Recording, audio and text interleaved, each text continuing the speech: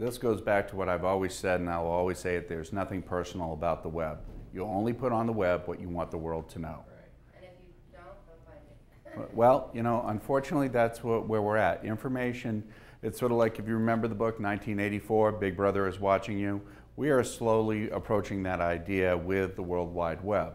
So the idea being is when I personally use the web, I use it for business only. Everything on there is all about business.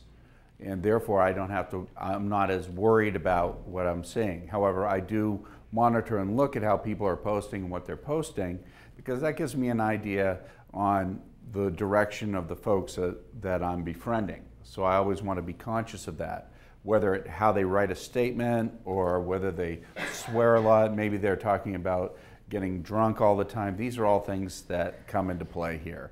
Well, Google Alerts is very helpful for that. You can set up a Google Alert with your name, and you'll get an email. So anytime anything shows up on the web, you'll know it. There you go. Exactly, and I think you can even get an RSS feed from that. So if you have an RSS reader such as Google Reader or something like that, you can feed it into that and get updates immediately on what's going on. We're in a progressive time where everything is being updated all the time. There are things happening all the time. Things are just going faster than sometimes we wish they would go. It's up to us to maintain and monitor what we're doing.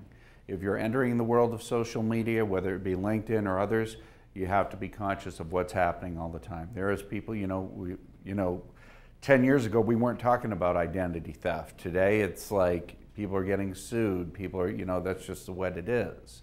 So what you put out is what you need to be conscious of. The big thing with LinkedIn is this is a great way for you to be totally professional, and you get to really pick and choose who you're connected with. And then from that point you're able to move forward. Well, just to reiterate, what we talked about today was putting your resume online, on using your LinkedIn as your resume.